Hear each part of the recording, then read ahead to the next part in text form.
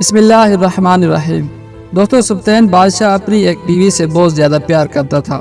ایک مرتبہ دوسری بیوی نے اس سے کہا، آپ فلاں بیوی سے زیادہ محبت رکھتے ہیں، حالانکہ حسن میں ہم اس سے زیادہ، سمجھداری میں بھی ہم اس سے زیادہ ہیں۔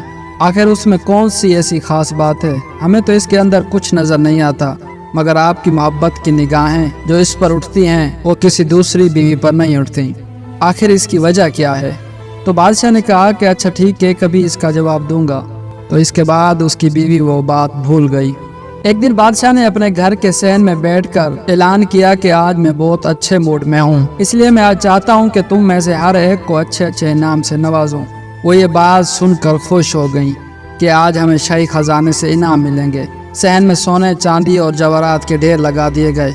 بادشاہ نے ان سب کو بلا کر کہا، اس صحن میں جو چیز پڑی ہے یا جو چیز موجود ہے، ان میں سے جو بیوی جس پر ہاتھ رکھے گی وہ اسے انعام کر دی جائے گی۔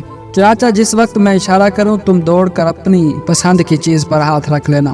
بیویاں تیار ہو گئیں اور انہوں نے اپنی اپنی پسند کی چیزوں پر نگاہیں جما لیں۔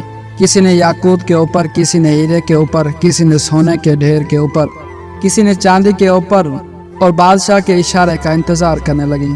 جب بادشاہ نے اشارہ کیا تو بیویوں نے دوڑ کر اپنی اپنی پسند کی چیزوں پر ہاتھ رکھ لیے، لیکن وہ بیوی جس پر ان کی محبت کی خاص نظر رہتی تھی وہ اپنی جگہ کھڑی رہیں۔ جب سب نے دیکھا کہ ہم نے قیمتی چیزوں پر ہاتھ رکھ لیے ہیں مگر اس نے کسی چیز پر ہاتھ نہیں رکھا تو وہ ہنسنے لگی اور بادشاہ سے کہنے لگی، بادشاہ سلامت، ہم کہا کرتی تھی کہ یہ بے وقوف ہے اور اس کے اندر عقل کی بھی کمی ہے، اور آج اس کی عقل کی کمی کھل کر سامنے آ گئی ہے۔ یہ سوچتی رہی، لہٰذا اس کے پلے آج کچھ نہیں آیا۔ بادشاہ نے اس سے پوچھا، اے اللہ کی بندی، تو نے کسی چیز پر ہاتھ نہیں رکھا؟ وہ کہنے لگی، بادشاہ سلامت، میں پوچھنا چاہتی ہوں، آپ نے یہی کہا نا کہ جو جس چیز پر ہاتھ رکھے گا وہ چیز اس کی ہو جائے گی؟ بادشاہ نے کہا، ہاں یہی تو میں نے کہا ہے۔ اس نے یہ سنا تو آگے بڑھ کر بادشاہ کے کندھے پر ہاتھ رکھ دیا۔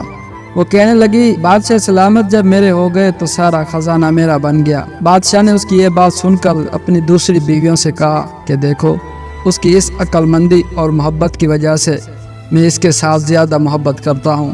اس طرح جب انسان محبت الہی کو تھام لیتا ہے تو کائنات کی چیزیں اس کے لیے مسخر کر دی جاتی ہیں۔